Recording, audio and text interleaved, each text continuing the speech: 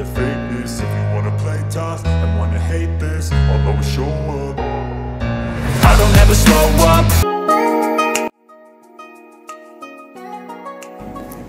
Kan bisa masyarakat tersebut kita sudah ditanggulangi, karena yang sudah ditindaklanjuti. Jadi masyarakat tersebut meminta pertanggungjawaban yang lebih tegas, Bu. Jadinya tak masuk ke arus partisipatif. Itu berasal dari 3 perusahaan SD yang ada di Bantul. Limbahnya B, bukannya dimusnahkan, limbah maka dikubur dalam lahan pemukiman di Karawang. Sekarang Kasat Reskrim Polres. Itu asas tanggung jawab negara, asas kelestarian dan keberlanjutan. Baik. Sudah? Sudah. Yang lain sudah jelas kasusnya? Silakan ditanggapi, Melati. Melati, Ayo Mel. apa ya? Ada Bu bagus. Ditanggapi. Jadi apa yang perlu dikonfirmasi? Silakan konfirmasi ke Rizky. Nah itu sudah Bu. Gimana, Hendra? Hendra, Dilanjutkan ke Mas Hendra. ayo Hendra. Izinnya Bu, tidak disengaja dikonsumsi oleh masyarakat sekitar, terus menyebabkan kematian. Itu gimana? Apa? Oleh masyarakat sekitar. Sengaja. Terus keberlanjutannya? Hah? Gimana? Sampai menyebabkan meninggal gitu. Apa kena pidana atau enggak? Iya, karena jangankan dikonsumsi, membuang limbahnya secara sembarangan saja sudah diatur dalam pasal tersebut. Jadi pakai bunto ya paling ini. Anggota dari KLHK. Oh ya. Jadi, kenapa memilih asas itu ya? Karena pemerintah sudah tahu Bu bahwa ada limbah rumah sakit di sana. Tapi tidak berbuat apa-apa Bu sebelum BNI itu melaporkan. Oke. Assalamualaikum warahmatullahi wabarakatuh. Waalaikumsalam warahmatullahi wabarakatuh.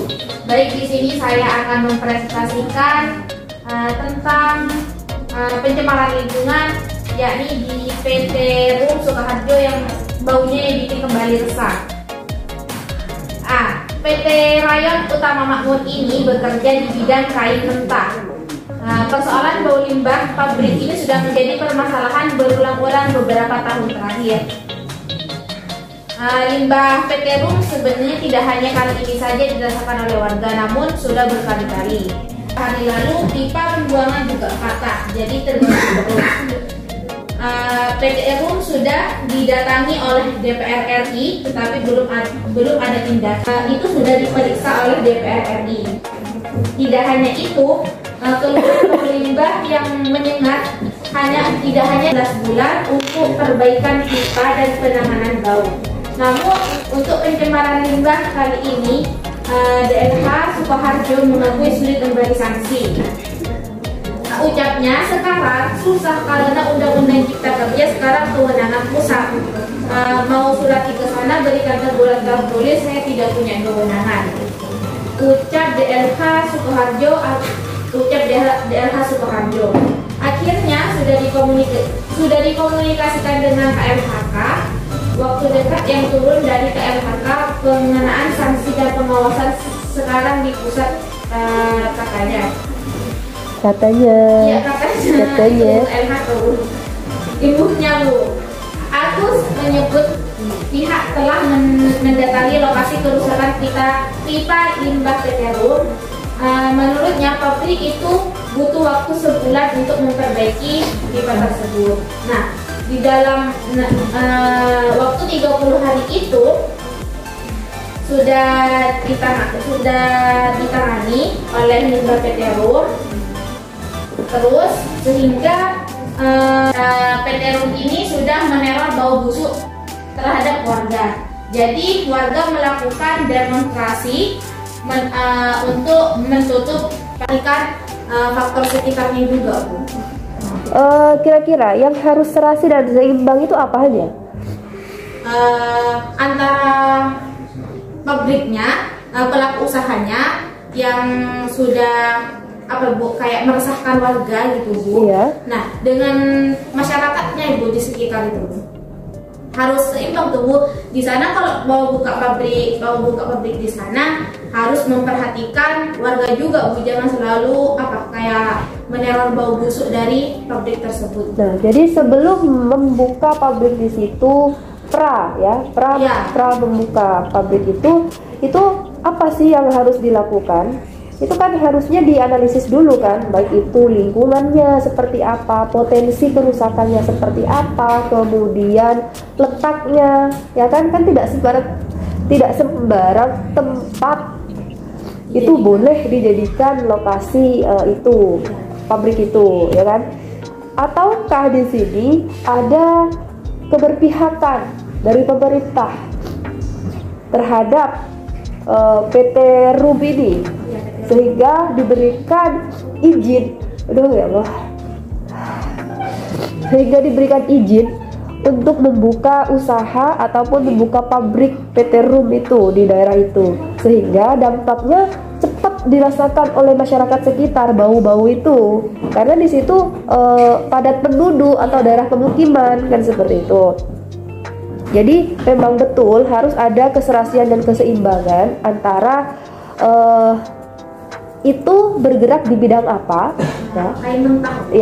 antara pabrik itu bergerak di bidang apa, memproduksi apa, kemudian kualitasnya terhadap lingkungan seperti apa, potensi kerusakan dan juga keberlanjutannya itu seperti apa, dan juga seimbang tidaknya dengan alamnya itu.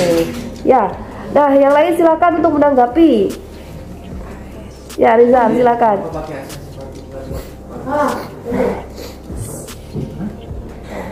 Karena di asas partisipatif itu pelaku usaha harus berperan aktif juga, tidak hanya sekedar mendirikan perusahaan tanpa memperhatikan lingkungan sekitar gitu.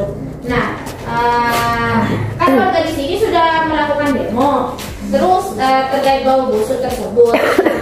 Pemilik perusahaan harus mendengarkan itu aspirasi dari masyarakat tersebut yang sudah melakukan demo, terus segera memperbaiki, mengevaluasi yang terjadi pada. Ya, antara asas partisipatif dengan keserasian dan keseimbangan, Azila. Duh, ya Allah. Itu bedanya di mana? Rizal masih bingung membedakan antara kedua itu, asas itu. Ya, boleh.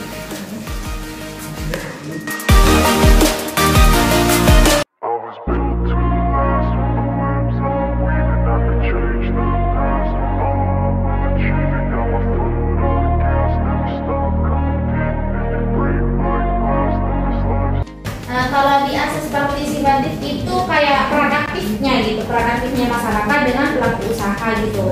Nah terus kan di sana masyarakat sudah berperan aktif, yaitu melakukan aksi demonstrasi yang menolak bau busuk tersebut. Kan itu dilakukan secara langsung oleh masyarakat. Sedangkan pelaku usaha ini memang kayak tempat menolak atau bukan menolak sih, kayak tidak mengevaluasi pabriknya dan juga. Jadi kalau misalnya keserasian dan keseimbangan, kamu sudah paham di mana letaknya, di mana? Di lingkungannya kalau ini sebenarnya satu kesatuan itu dibedakan dari segi penerapan industri. Jadi kalau misalkan keserasian dan keselarasan itu masuk ke pengaruh sendiri kalau dikaitkan dengan partisipatif. Tapi kalau partisipatif ini memang sinergi antara pelaku usahanya dengan si korban ini. Jadi pas terjadi ini juga yang namanya partisipatif itu apa? Partisipatif ini memang untuk melakukan gugatan. Kalau saya boleh melengkapi, jadi partisipatif itu tidak hanya di setelahnya saja, tapi di pra juga, karena ini partisipatif itu adalah bentuk yang dilakukan baik itu preventif maupun represif, ya, pencegahan dan juga penyelesaian. Jadi pencegahannya seperti apa? Bentuk pencegahan yang bisa dilakukan itu juga bentuk partisipatif ternyata. Jadi tidak hanya upaya untuk menyelesaikan sengketa, upaya untuk menyelesaikan apa yang sudah tercemar, itu bukan hanya itu yang dikatakan partisipatif. Jadi untuk menjaga sebelumnya itu juga masuk dalam kategori partisipatif. Jadi seperti itu, silahkan boleh ditutup Nazila. Mungkin itu saja yang dapat saya sampaikan. Kurang lebihnya mohon maaf. Wassalamualaikum warahmatullahi wabarakatuh. Waalaikumsalam. Di sini saya akan mempresentasikan sebuah kasus ya, yang dimana itu ada pembunuhan ikan kembali di yang berskala besar itu banyak yang dan merusak keberlanjutan sumber daya ikan di kapal penangkapan ikan di wilayah pengelolaan perikanan negara Republik Indonesia. Tanggung jawab negara. Tanggung jawab negara, kelestarian. Bisa dijelaskan coba dari ketiga asas itu coba. Jadi kelestarian yang bahwasannya setiap orang tuh akan upaya pelestarian ekosistem dan memperbaiki kualitas lingkungan itu, terutama di juta laut.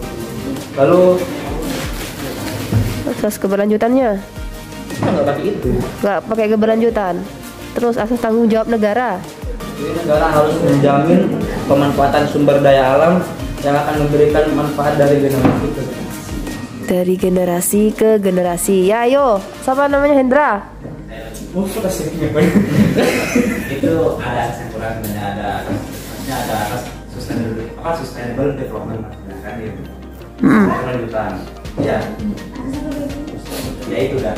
Asas berlanjutan. Artinya itu akan berdampak kepada masa yang akan datang, generasi yang akan datang. Itu dikoreksi.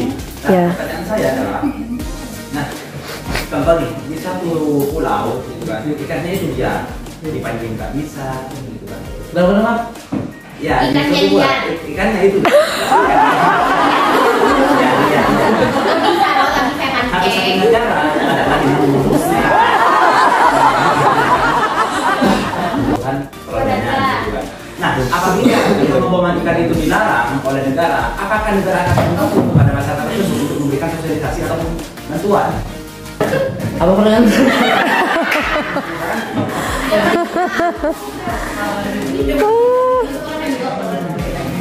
Coba berikan tanggapan saudara.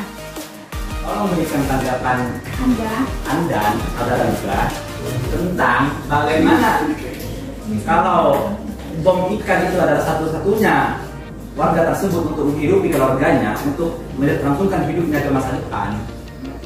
Akan tetapi kalau bom ikan itu dilarang oleh negara, apakah negara itu akan turun langsung ke masyarakat tersebut memberikan solusi terhadap warga negara tersebut? Gimana dari Fa? Ya, pemerintah itu seharusnya melakukan sosialisasi terhadap masyarakat, ya kan? Jadi begitu, Bu. Bentar. Aturan atau larangan menggunakan bahan bakar peledak untuk memancing untuk mendapatkan ikan itu sudah jelas diatur atau tidak? Kalau misalnya itu sudah jelas diatur dan juga dilarang, maka itu tidak bisa lagi pemerintah membolehkan bahwa mengebom itu adalah tidak bertentangan dengan hukum. Jadi perbuatan itu tetap bertentangan dengan hukum selama undang-undang itu menyatakan demikian. Jadi tidak ada yang katanya meskipun kalau misalnya itu di daerah itu adalah cara satu-satunya yang bisa digunakan, masih banyak cara yang lain. Ya, salah satu caranya adalah dengan mensosialisasikan bahwa masih ada banyak media-media lain yang bisa digunakan. Sekarang teknologi sudah semakin canggih, ada perkembangan teknologi. Hah? Kenapa? Pakai jari. Oh iya. Itu kan alat yang masih konvensional ya. Itu masih belum menjangkau banyak. Jadi kadang ada nelayan itu yang ingin mendapatkan hasil banyak dengan waktu yang singkat. Nah, itu adalah salah satu metode yang digunakan adalah dengan cara mengebom seperti itu. Nah, makanya ini harus diberikan pemahaman kepada masyarakat bahwa cara-cara yang seperti itu itu adalah cara-cara instan. Artinya kita bisa mendapatkan hasil yang banyak tapi dampaknya juga berkelanjutan. Nah, artinya pemerintah di sini tidak boleh lepas tangan meskipun di sini adalah hasil merupakan mata pencaharian yang sangat dominan di situ. Jadi tidak ada alasan bagi pemerintah untuk membenarkan perbuatan melawan hukum itu. Gitu. Itu Nadifa, gimana tanggapan kamu? Tadi sudah bukan. Ya sudah. Yang lain ada yang menanggapi lagi dari Nadifa? Oh, sudah kasihan ya. Ya sudah, Nadifa silakan duduk. Terima kasih. Assalamualaikum warahmatullahi wabarakatuh. Waalaikumsalam. Step 1, wake up early, gonna rise with the sun. Step 2, get some good, some food in you. Step 3, think real hard about what you wanna be. Step 4, everybody just do your thing.